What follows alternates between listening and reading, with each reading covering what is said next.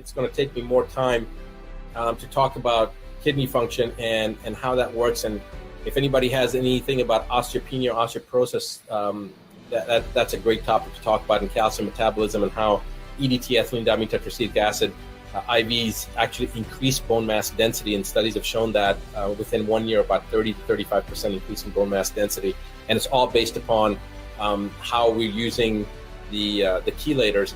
But if you're talking about just general detox, whether it's heavy metals with IVs, or you're talking about gut detox or liver detox, elderly, it's the same thing. I mean, it's not going to affect anything. We may have to just go a little bit slower, like I said, but that's only if they have some type of a reason to do that. Otherwise, it's the same. It's all titrated protocol. So, you could have a 40-year-old and an 80-year-old that are going through the same protocol, but they're just adjusting based upon their own titration.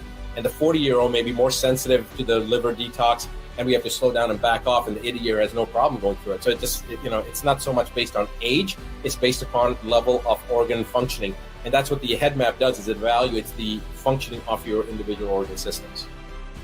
Okay, so I'm going to actually try to answer just a couple more here, and then I'm going to change over to Instagram and try to answer some of their questions. So Amy says, don't want to ruin the great book, but after Emmett read the book, followed Dr. Buttar's suggestions on food, I've lost 30 pounds in a couple of months. Thing is, it's not a diet, it's a change in lifestyle. Emmett has lost 50 plus. Amy, I'm glad you said that, because it has nothing to do with dieting. That's really what it comes down to. So I want you to think about this for a second. What are the first three letters of the word, right? When you look at the word diet, what are the first three letters of diet, right? D-I-E-T, D-I-E. D-I-E is die.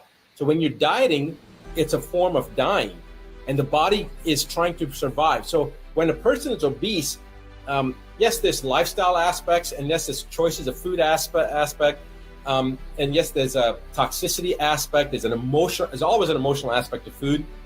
I mean, I'm prone to that myself. So there's all these different things that happen relating to food that leads to our obesity. So one, if you can understand some of those components, two, you have better choices of foods and you understand how your body's responding to the foods, and three, you start enacting certain basic principles, you never have to diet, okay? You never have to diet. You can have your potato chips and you can have your pizza, but what are you gonna, like when you buy potato chips, one, if you can make them yourself, that's great. Or two, if you're gonna go and buy them, then look for the ingredients, read the ingredients. If it has soybean oil, don't touch it with a 10-foot pole, ever. If it has monosodium glutamate in it, there's certain things you just don't want to touch, okay? For example, mayonnaise, okay? I love mayonnaise, but they use soybean oil in all the natural, organic, I don't care what it's called, every type of mayonnaise out there. I've only found one form of mayonnaise, one type, that doesn't use soybean oil, okay? Hellmann's and Duke's and all these different mayonnaises have stuff in there that shouldn't be in there. And soybean oil is one of the worst things that you can put into your body. So reading the ingredients, understanding the basic aspects, and in fact, in the book, I don't even go into details like this. I give you two specific, criteria. If God made it, it's good. If man made it, it's madness. End of story. And when you eat something, look at it. Is it God-made ingredients or is it man-made ingredients? So read the ingredients, and if it's more than two things in there, you don't know what they are, or you don't understand, or if not God-made, stay away from it. It's that simple. If the MS patient is not having heavy metal, then the answer is no. So we don't use a treatment to fix a pathology. We'll use a treatment to address an underlying physiological issue, in this case, heavy metals, if it's chelation that we're doing. But that doesn't mean that chelation is going to fix MS. So I can have 10 patients with MS and 3 of them get better with chelation, but that's because they have a heavy metal issue. The other 4, out of the 7, the other 4 may not have heavy metal toxicity, or they usually do, but then they may have other issues that are going on that we have to address. So again, it's not doing a treatment for a pathology, it's doing a treatment for an abnormality in the physiology, and if reverted and corrected and balanced, then you'll see the improvement in the pathology. You'll see the pathology resolve. Okay. Stacy says, can certain kinds of makeup cause us to get toxic heavy metal levels? Wow, Stacy, that's a great question. And the answer is yes. And women typically wear makeup, men typically don't, but not just makeup. It's also like some of the other things that women will do, like dyes in their hair, hairspray. Guys, my ex-wife and I, got in fights about this all the time. Hairspray. I was like, if you want to do that, go outside. It's been a recurrent theme in my life.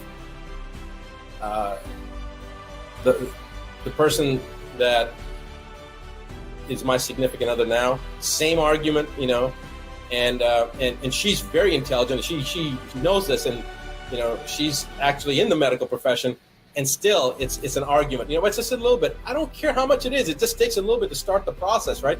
So I would much rather my significant other had flat hair and use no hairspray than have their hair looking just perfect with hairspray. Okay, that's just me. So, but makeup is another very big thing, and you need to be aware that certain makeups do have certain components in that. Look at the ingredients. Very good question. I can't answer that to the level that I would like to be able to, because I really haven't studied the amount of heavy metals and which types of makeups. But yes, they are makeups that most makeups do have various types of components in there. So look for things that are advertised as, just because it says organic doesn't mean that it may not have toxic level of metals, okay? Organic is a term that's used very loosely. So look at the literature, look at the makeup lines that talk about sustainability and promoting health and all natural ingredients, and inquire, okay? I don't know whether certain laboratories will do analysis on makeup to see their levels of heavy metals, but it is something that I think should be checked. And maybe you can actually, Stacy, do a search on Google and see if you find anything about that, and help us to educate us all about this. But the answer to your question, certain kinds of makeup cause us to get heavy metal toxic exposure, and the answer is absolutely yes. I just don't know which ones would be worse than others, and I don't know which labs would be able to do the testing. But certainly finding a company that makes makeup that's heavy metal free would be, and they are companies. I've seen companies advertise that would be what you would want. But then also check it, make sure yourself that's not just false marketing claims. Okay? How do vaccines increase cancer risk? Great question. So vaccines have various types of what they call adjuvants that are designed to get elicit a greater reaction. These adjuvants are like formaldehyde, nickel, aluminum, mercury, DNA adducts, all sorts of other things. These are all foreign materials that shouldn't be in the human body, right?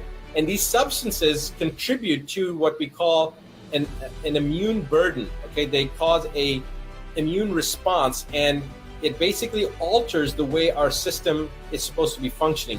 And over time, as our body is now in this abnormal state of being introduced with all these different vaccines, all these different things that shouldn't be in the body under the pretense of supplementing the immune system or supporting the immune system by giving us our immune system memory. But now at the same time, these substances like mercury and aluminum and formaldehyde and all these other things, and nickel, they're all suppressing our immune response. So cancer is dependent upon a compromised immune system. So if you have a normal intact immune system, you cannot get cancer. But if you have cancer, that means your immune system is no longer working. And the way that the vaccines, they add insult to injury, they cause damage to our immune systems, which then further causes a disruption in the body's ability to recognize that cancer is being formed. Because remember, cancer cells are constantly in everybody's body, but it's our normal immune response that sees and checks these abnormal cells and fixes them or gets rid of them. This is through the mechanism of apoptosis, programmed cell death. But when when the immune system becomes compromised because of all these things in our system that shouldn't be in there, and is in a chronic state like that, then our immune system is no longer able to function correctly and optimally. And so now those abnormal cells that normally the immune system that would be functional, intact, would get rid of, no longer recognizes those cancer cells, or the apoptotic mechanisms, the programmed cell death mechanism go awry. So there's a suppression of apoptosis. So now you have uncontrolled cellular proliferation, which is what cancer essentially is. So cancer is uncontrolled cellular proliferation and suppression of apoptosis is what it is, on board a physiology that has a compromised immune system. That's all cancer is. So that was a great question.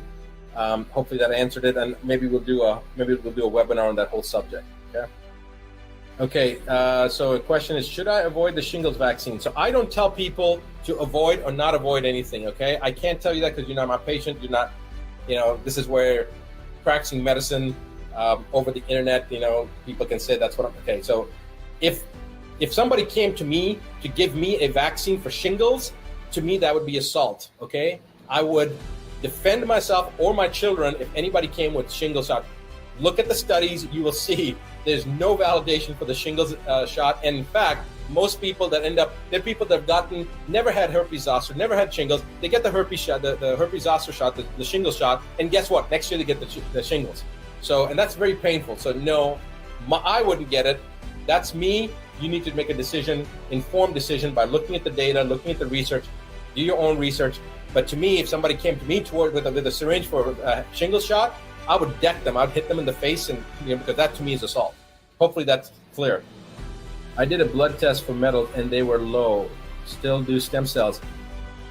Checking blood levels for heavy metals is like looking for a mouse on your dinner plate.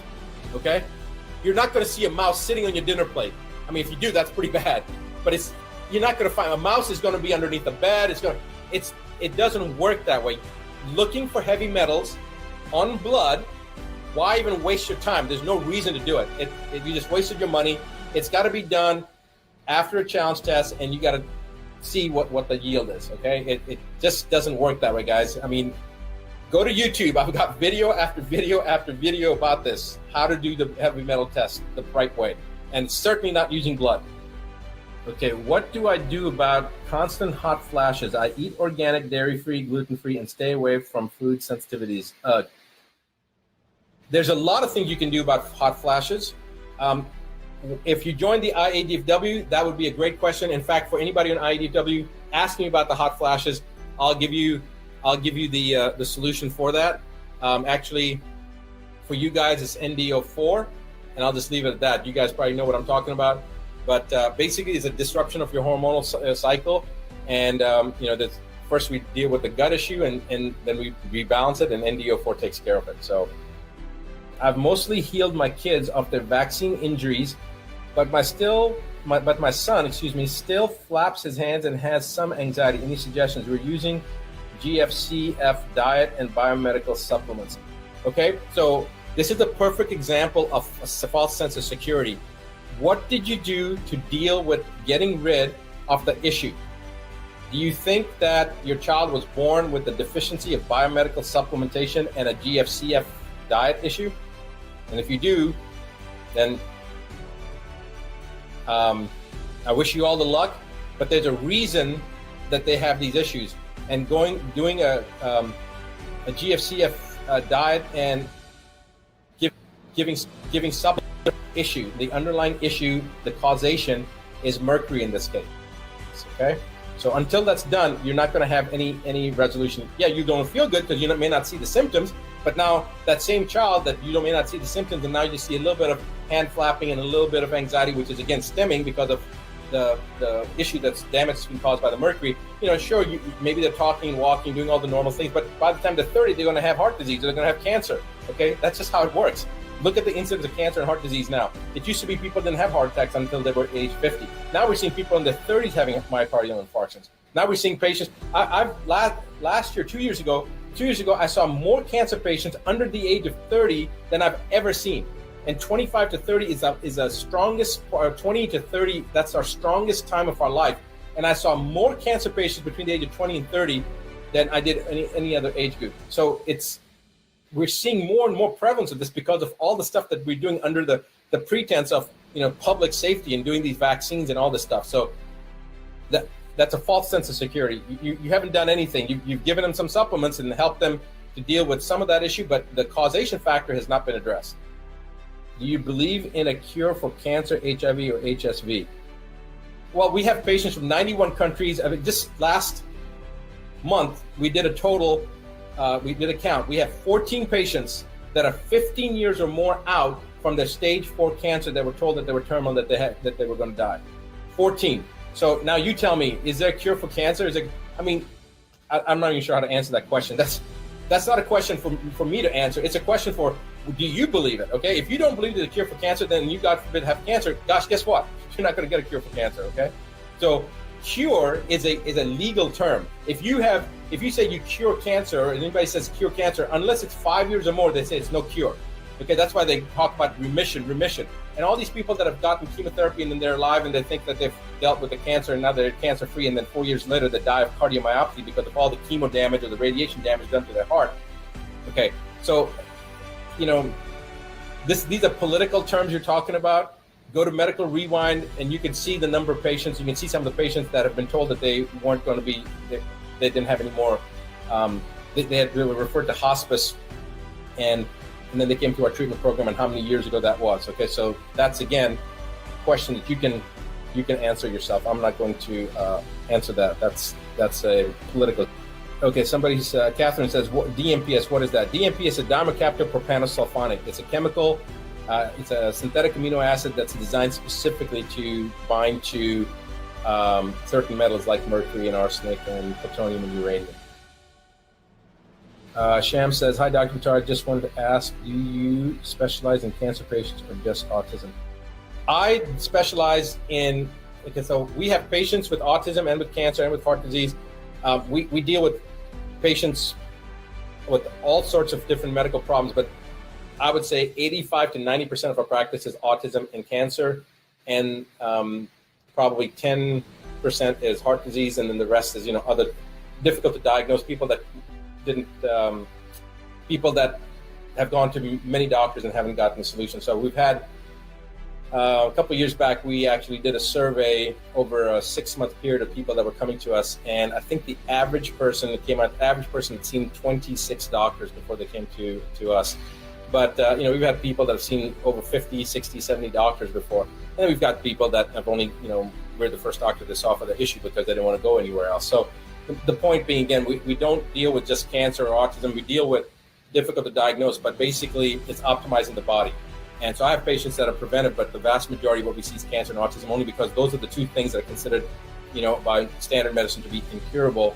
And we've had great success with that. So